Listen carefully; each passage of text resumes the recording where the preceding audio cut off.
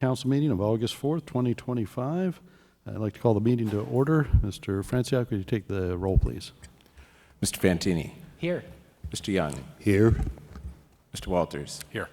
Ms. Cleland McGrath. Here. Ms. Moulton. Here. Mr. McDougall. Here. Ms. Hebeck. Here. Thanks. Would you please join me in the Pledge of Allegiance?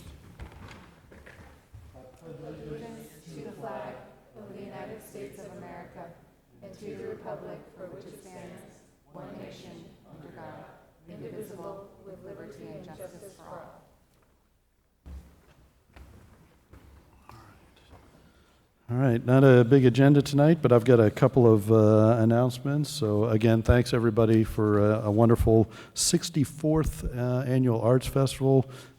Parks, Public Works, Police, Fire, all city staff participates in some aspect, and of course, tons of volunteers. So thank you everybody for keeping it safe and organized. National Night Out is tomorrow night, Tuesday, August 5th at Storvik Park, 5 to 7 p.m. So National Night Out is a annual community building campaign that promotes police, community partnerships, and neighborhood camaraderie to make our neighborhoods safer, more caring places to live. National Night Out enhances the relationship between neighbors and law enforcement while bringing back a true sense of community. And that'll be happening again at Storvik 5 to 7 tomorrow. So join local first responders and community organizers for an evening of fun for the whole family. Tomorrow is also a primary election day, so it should only be one in the city limits. Not everybody will have received ballots in the city limits, so just those Port of Anacortes Commissioner position 1. And ballots can be received at drop boxes by the library and over in Skyline. 8 p.m. Will be received until 8 p.m. or must be postmarked no later than tomorrow.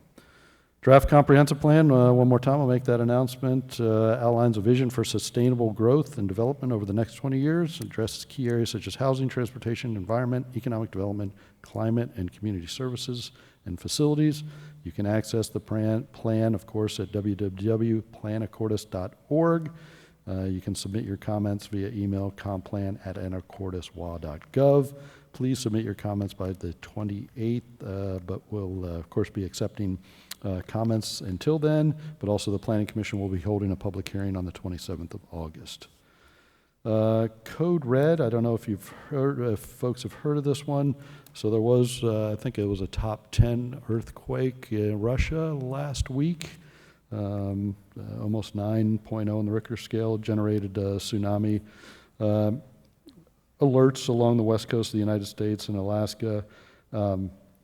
So you can sign up to receive emergency alerts through Code Red emergency notification system, and a link can be found on our website or the Skagit County Department of Emergency Management, so you can be aware of those warnings. And hopefully you heard every Monday at noon, tsunami sirens get tested in the city, and those are operated by Skagit County Department of Emergency Management.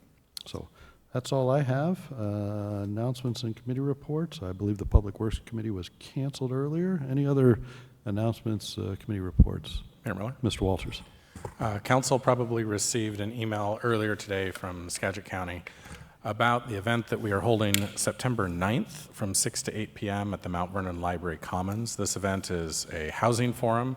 We've invited Greg Colburn, who you may have seen at the North Star Symposium, to give his presentation again.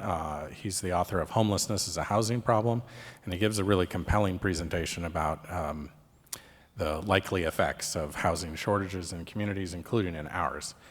The venue, the Mount Vernon Library Commons, has a capacity of 200, and as of 3 p.m. today, 32 people were already signed up. So if you're interested, sign up now. I've asked for a recording to be made, but as of now, no recording is going to be made, so we'll see if that eventually happens.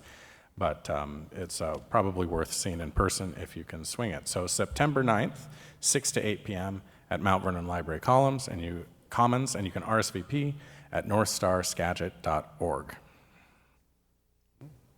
Any other announcements or committee reports?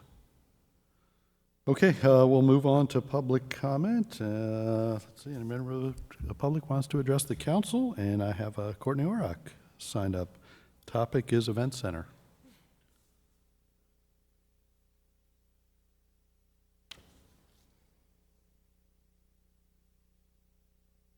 Hi, Courtney Orrock, Anacortes.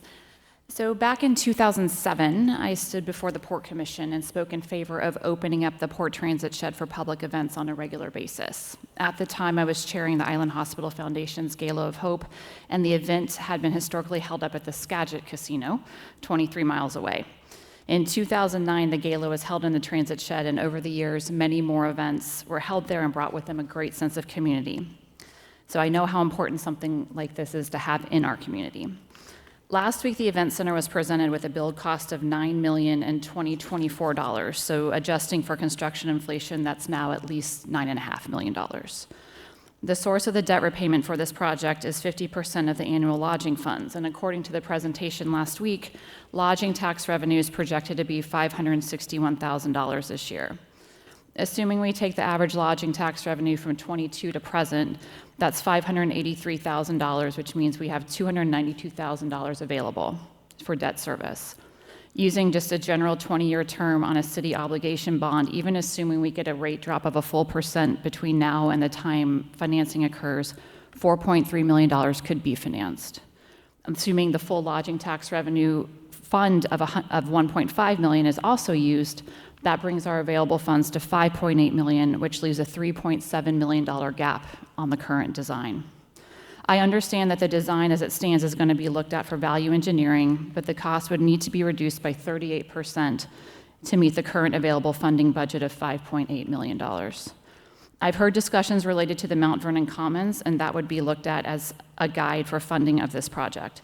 Unfortunately, that project has components that this event center will not have that make the Commons eligible for multiple funding sources. Primarily, its proximity to the Skagit Station, the proximity to I-5, the nation's largest public EV charging center, and a public library. Additionally, it should be clarified that Mount Vernon did finance 53% of that project, almost $28.5 million, with a Department of Transportation loan and a HUD loan, so there is debt repayment to the city of Mount Vernon. I understand that there are out clauses in this process, but prior to the ILAs being executed and any additional resources being expended, I would encourage the city to closely reevaluate this project and determine if there are, in fact, any grants that would be applicable. Thank you. All right. Thank you. And just for any member of the public might be watching at home, and council, I think council's aware, but we anticipate bringing the ILAs with a joint meeting with the Port Commissioners on the 18th. So, all right. Any other member of the public wish to address the council? All right. Move on to our consent agenda items 5A through C. Council.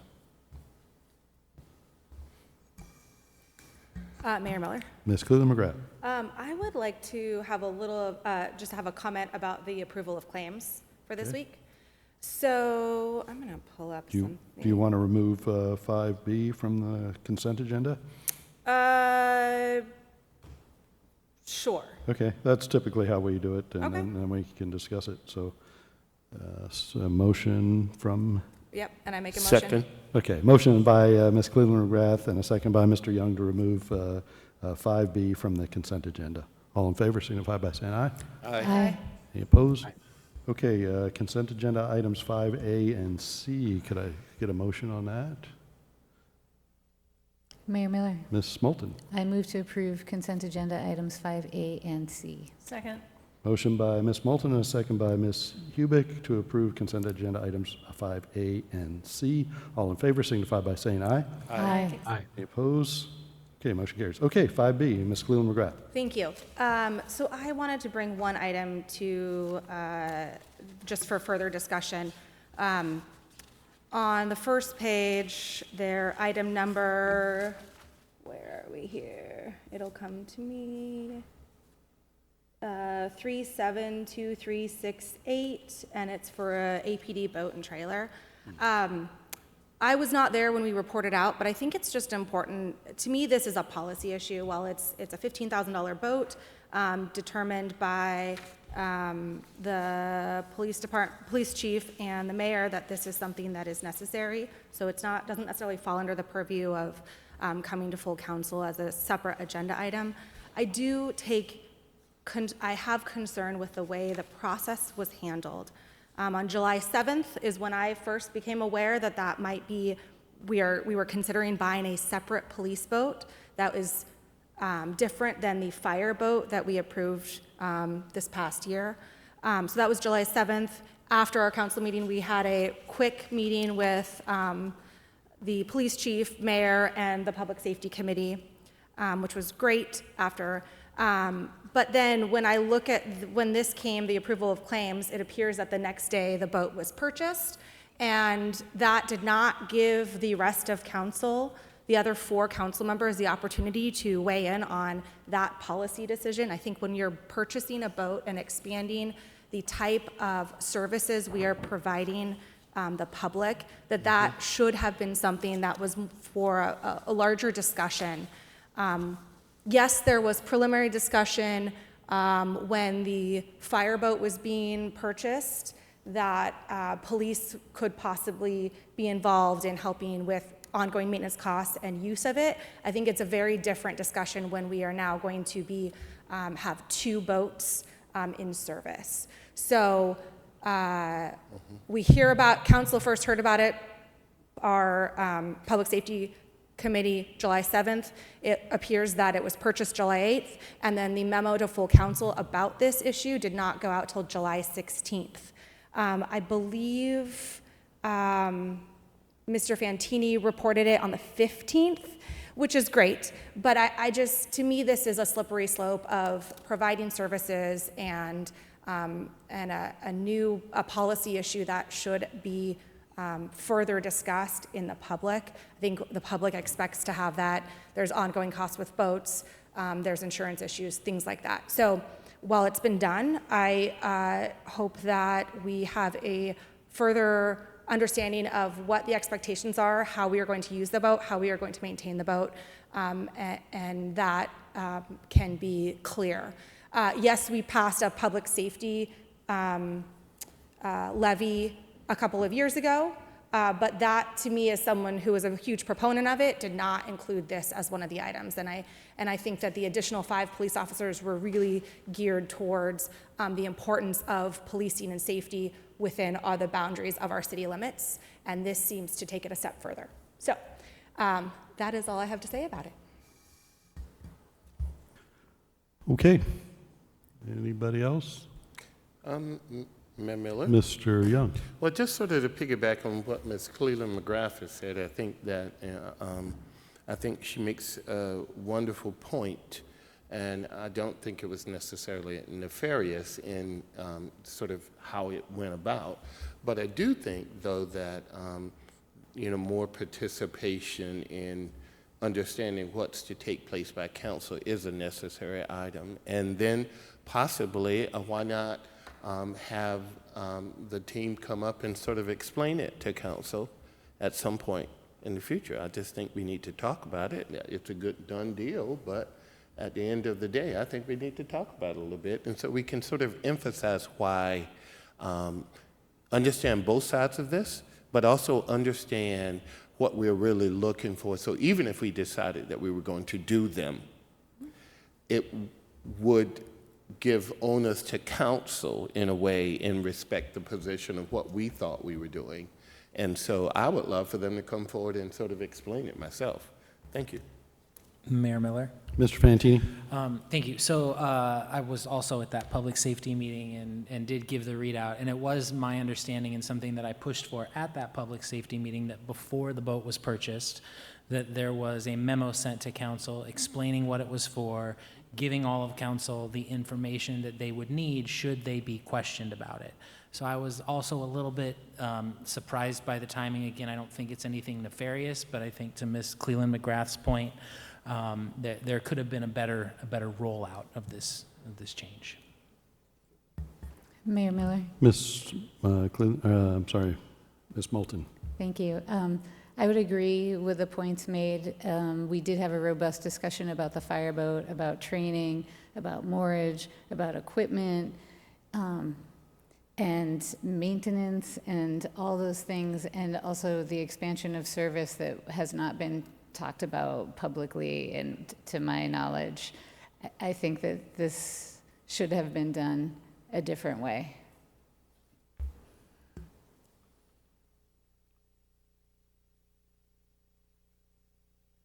Okay. Anybody else? Mayor Miller? Mr. Walters? I guess I feel compelled to weigh in as well. I think the points made are well taken. I think that the $15,000 expense is not a very significant one in the grand scheme of things. It is some money, but based on the memo, it sounds like there is a future larger expense coming and a larger expansion of service, which brings with it a lot more. And that's probably the discussion that we need to have. I mean, like's been said, this is probably, we've kind of baked this into the cake here now, but the next step is one that we would do well to talk about in advance. And it does have a lot of echoes of the fireboat situation, where we perceived it was an expansion of service, and the fire department successfully conveyed to us that it was not an expansion of service. If this one is, then that may very well be a problem in an era where we really don't have a lot of discretionary funding to be expanding services. And this might not be the one we might choose to do. All right. Anybody else? Mayor Miller, Ms. Hubick? I'd make a motion to approve consent agenda, removed item B. Motion by Ms. Hubick and a second by Mr. Walters to approve consent agenda item 5B. All in favor signify by saying aye. Aye. Any opposed? Motion carries. All right, thank you. No further business for the council. I'll adjourn tonight's meeting. Have a great night.